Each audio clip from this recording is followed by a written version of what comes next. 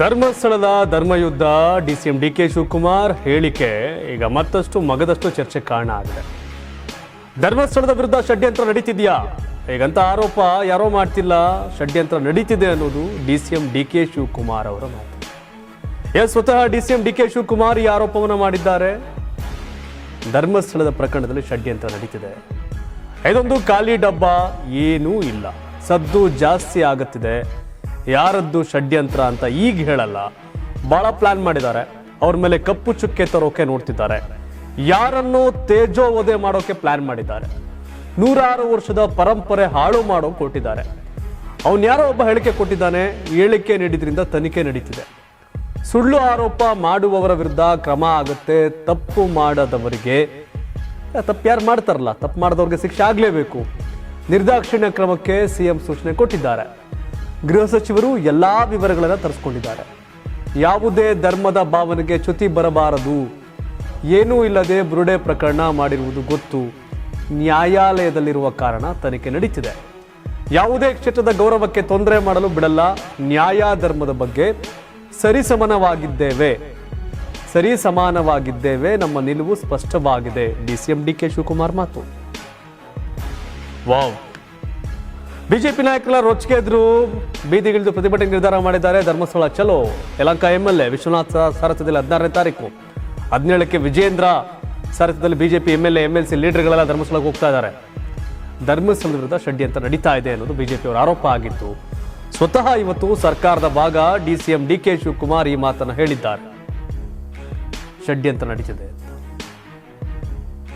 ಅದು ಹೊರಗಡೆ ಬರಲೇಬೇಕಲ್ಲ, ಯಾರದು ಷಡ್ಯಂತ್ರ ಮಾಡಿದ್ದು ಅಂತ, ಷಡ್ಯಂತ್ರ ಮಾಡ್ತಿರೋದು ಯಾರು ಅಂತ ಬರಬೇಕಲ್ಲ, ಅವ್ರ ಹಿಂದೆ ಇರೋದು ಯಾರು ಅಂತ ಬರಬೇಕಲ್ಲ, ಅನಾಮಿಕನ ಹಿಂದೆ ಏನಿದೆ, ಇರೋದು ಯಾರು, ಎಲ್ಲವೂ ಕೂಡ ಹೊರಬರುವ ಸಮಯ ಬಂದಂಗೆ ಕಾಣ್ತಾ ಇದೆ.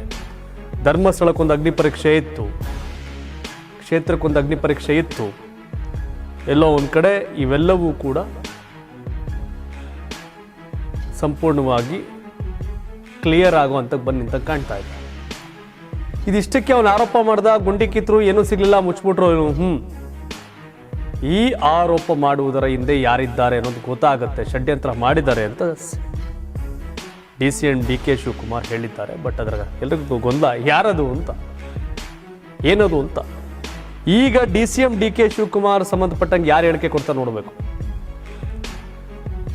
ಧರ್ಮಸ್ಥಳದ ವಿರುದ್ಧ ಗಟ್ಟಿಯಾಗಿ ನಿಲ್ಲೋಕೆ ಅವರಿಂದ ಯಾರೋ ಶಕ್ತಿವಂತರು ಇರಬೇಕಲ್ಲ, ಆ ಶಕ್ತಿವಂತರು ಯಾರು? ಧರ್ಮಸ್ಥಳ ಕ್ಷೇತ್ರವನ್ನು ಹಾಳು ಮಾಡೋಕೆ ನಿಂತಿರೋರು ಯಾರು? ಎಲ್ಲೋ ಬರಬೇಕಲ್ಲ ಆಚೆ. ಎಸ್, ಪುಣ್ಯ ಡಿಸಿಎಂ ಡಿಕೆ ಶಿವಕುಮಾರ್ ಈ ವಿಷಯ ಪ್ರಸ್ತಾಪ ಮಾಡಿದ್ರೆ ಸರ್ಕಾರದ ಭಾಗ, ಪವರ್ಫುಲ್ ಪರ್ಸನ್, ಬಟ್ ಹೊರ ತರ್ತಾರೆ ಅವನ್ನೆಲ್ಲ ಅಂತ ಅನ್ಕೊಂಡಿದೀವಿ. ನೋಡೋಣ, ಸುಮ್ಮನೆ ಆಟಕ್ಕೆ ಚಟಕ್ಕೆ ಯಾರನ್ನೋ ಗುರಿಯಾಗಿಸಿ ಏನೋ ತೇಜೋವಧೆ ಮಾಡೋದು ಒಳ್ಳೇದಲ್ಲ.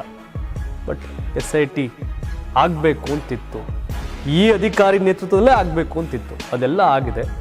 ಕೆಲವೇ ದಿನಗಳಲ್ಲಿ ಮಧ್ಯಂತರ ವರದಿ ಬರುತ್ತೆ, ಈಗಾಗಲೇ ವರದಿ ಸಿಕ್ತಂಗಿದೆ ಡಿಕೆ ಶಿವಕುಮಾರ್ ಅವ್ರಿಗೆ. ಸೊ ಹಾಗಾಗಿ ಅದೆಲ್ಲದರ ಆಧಾರದ ಮೇಲೆ ಡಿಕೆ ಶಿವಕುಮಾರ್ ಮಾತಾಡ್ದಂಗಿದೆ. ನೋಡೋಣ ಏನಾಗುತ್ತೆ ಅಂತ. ತಾವೇನು ಹೇಳ್ತೀರಿ? ಧರ್ಮಸ್ಥಳದ ವಿರುದ್ಧ ಷಡ್ಯಂತ್ರ ನಡೆದಿದೆಯಾ?